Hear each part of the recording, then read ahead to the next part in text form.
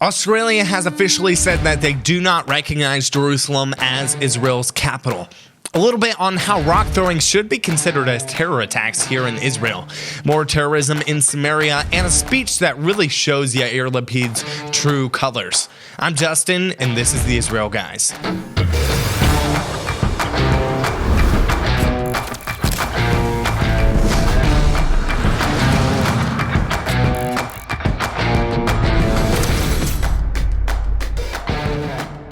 Hello and welcome to the Israel Guys, where we believe that in a world of Jew hatred and anti-Israel propaganda, you should have a direct connection to the land and people of Israel. It's good to be back here on the show with you guys. It's been a while, but it's good to be back here.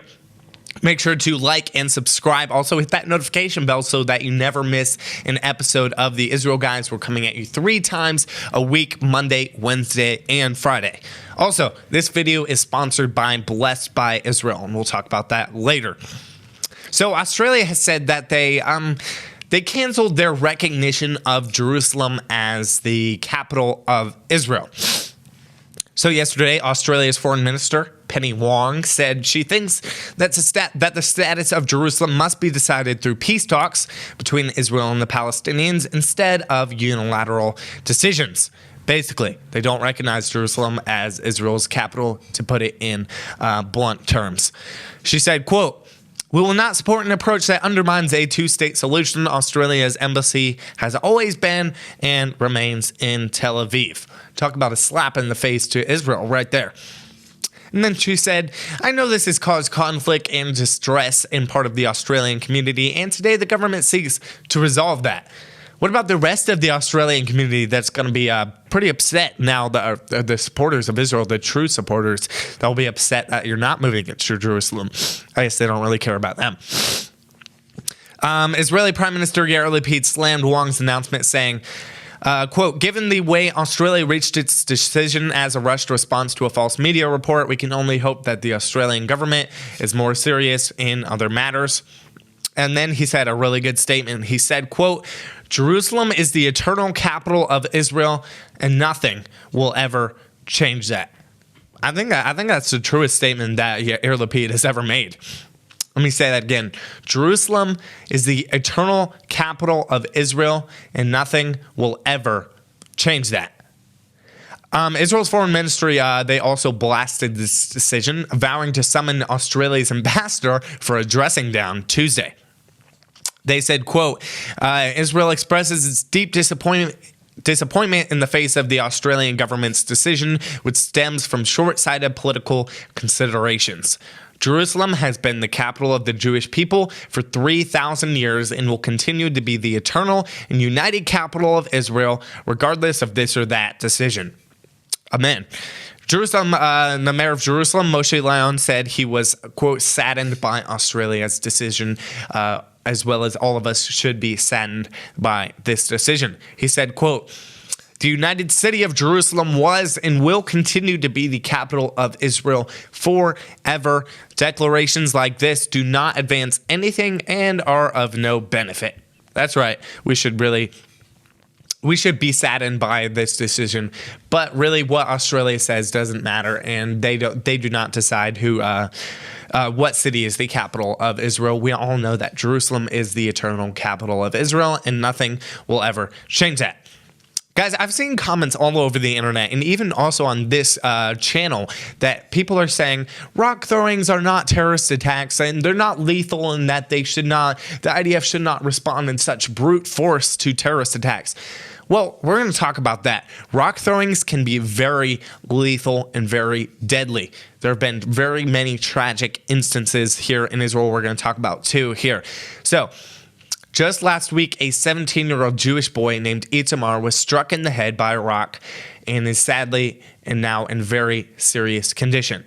This was during the Arab riots in the Shimon HaTzadik neighborhood of Jerusalem last week. Itamar's father, Dov, described what happened to his son. He said, quote, "Itamar is currently in intensive care. He underwent surgery and was supposed to regain consciousness, but he is weak and has trouble getting up."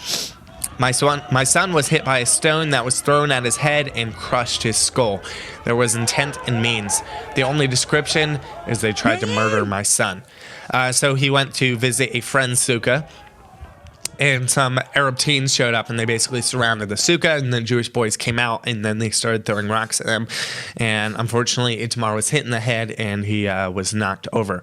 And he's now in very serious condition.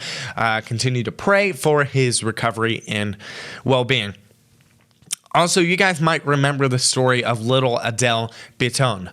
She was a 4-year-old little girl who was critically wounded after Palestinians threw rocks at her family's vehicle in 2013.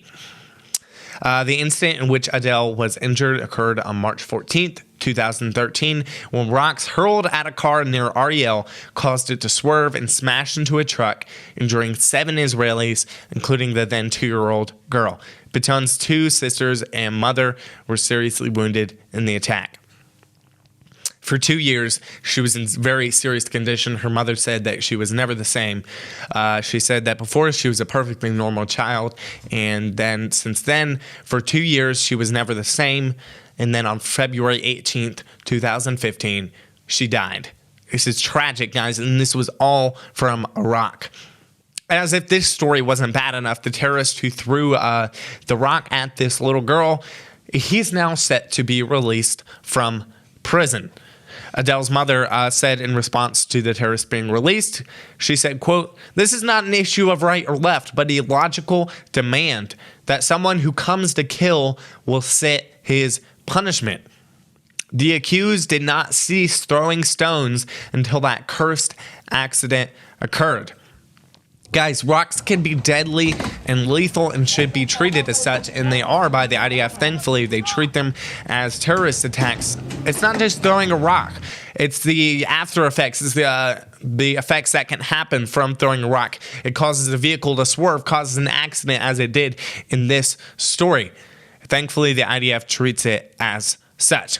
Guys, we're going to move on with the news, but first let me tell you about the sponsor of today's video, Blessed by Israel. If you want a practical way to invest into the families of Judea and Samaria, which I'm sure if you're watching this channel, you would love to invest into the families of Judea and Samaria, then Blessed by Israel is for sure the way to go. They're great friends of ours. They were founded to allow people from all over the world to actually physically and tangibly invest into the small family businesses here in the biblical heartland of Israel.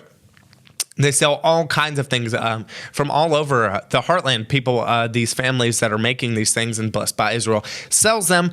They sell olive oil, soap, honey, skincare products, all kinds of things. You name it. Each product represents a family that has committed their lives to restoring the land of Israel. And let me tell you, they need your help. And guys, living as pioneers in the heartland of Israel, it's definitely not an easy task. There's terrorism happening, international pressure. The international community doesn't even want them to be living here, opposes their very existence, and they attempt to drive them from this land that God promised them. That's why Blessed by Israel, Blessed BUY Israel, is inviting you to join them in their Heartland Challenge. The Heartland Challenge is basically where you commit to using only a certain product from Judea and Samaria. So say you're only going to buy your honey from Judea and Samaria. This is honey from Blessed by Israel. That's basically what the Heartland Challenge is. You're saying, I'm only going to buy my honey from Judea and Samaria. It's a great way to show your support for the small family businesses of the biblical heartland here in Israel. If you want to find out more, go to blessedbuyisrael.com. All right, we're going to jump into some more news here. So some Arab terrorists, they filmed themselves throwing fire bombs at IDF soldiers at Jamala checkpoint in northern Samaria. Not sure if that was a very smart move. But anyways, multiple Palestinian Arab terror attacks on IDF forces and positions in northern Samaria were reported Monday.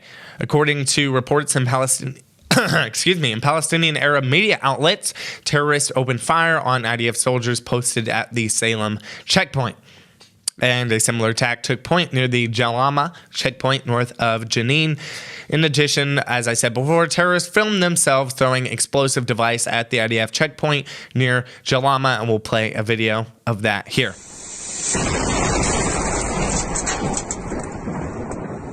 Also, firebombs were thrown at another bus making its way to Bnei Barak. There have been attacks on buses, on a lot of buses recently. So a bus was making its way from the city of Emmanuel to Bnei Barak, and it was hit by a firebomb that was thrown by terrorists near the Arab village of Azun in Samaria. The windshield of the bus was shattered and its right side caught fire. One passenger suffered from shock, but thank God did not require medical attention, so no one was harmed. A man who was on the bus said that the firebomb hit the right side of the vehicle, and the driver, he recalled, noticed the terrorists and tried to swerve to the side. The driver almost lost control, but thanks to his vigilance, he prevented a disaster, as the firebomb could have hit the front of the bus and led to an accident. And also, he said that a boy was sitting on the front seat of the bus, and when the driver swerved to the side, he actually fell out of his seat. And then when the firebomb hit, glass fell right into the seat where he was sitting. So it was actually a miracle that he fell out of the seat right before the glass flew into his seat. It could have been a serious medical injury to the boy here, but thank God a miracle happened here. All right, now we're going to talk about a speech that really showed Yair Lapid's true colors. In this speech, he said that he does not support Jewish prayer on the Temple Mount. So Prime Minister Yair Lapid addressed the Arab public. He's asking for their votes. He asked that they vote for his Yesh Atid party in the upcoming Knesset elections. The elections are coming up on November 1st. He cited his government's support for Muslim rights on the Temple Mount and policy prohibiting Jews from praying at the site. After talking about many other things, he emphasized that he believed in the two-state solution as well. We all knew that. Lapid also stated his determination to maintain the rights of Muslims to hold religious worship at the Al-Aqsa Mosque, and on the other hand, to prevent Jewish prayer on the Temple Mount. He said, quote, regarding Al-Aqsa Mosque, I made it in every possible way. We are not changing the status quo at Al-Aqsa. We will take care of the freedom of worship of Muslims at Al-Aqsa. During Ramadan, 1 million people came to pray at Al-Aqsa, and we made sure that they were able to go up and pray, because it is our duty as a government to allow freedom of worship for any Muslim who wants to come and pray at Al-Aqsa, and we will protect it.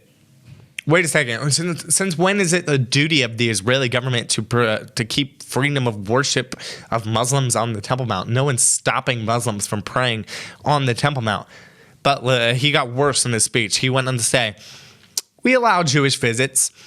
We do not allow Jewish prayers on the Temple Mount. We allow Jewish visits.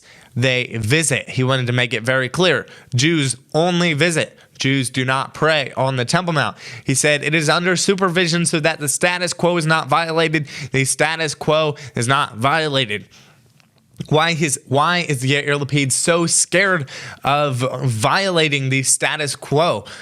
It's because of international pressure, guys. If the rest of the world stood up for the rights of the Jewish people and said enough is enough, and that the Jewish people have a right to pray on the Temple Mount, and that, yes, Muslims can pray on the Temple Mount, but also give the Jewish people freedom of worship too.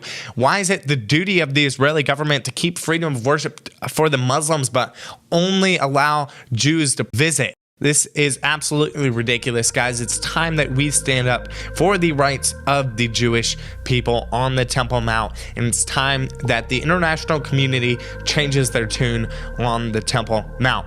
Guys, make sure to check out blessedbyisrael.com to show your support for the biblical heartland of Israel and invest in the small community, the small family businesses of Judea and Samaria. Let us know what you think in the comments below. Tune out the fake news and tune into what is actually happening in the land of Israel. We'll be back every Monday, Wednesday, and Friday with your direct connection to the land and people of Israel.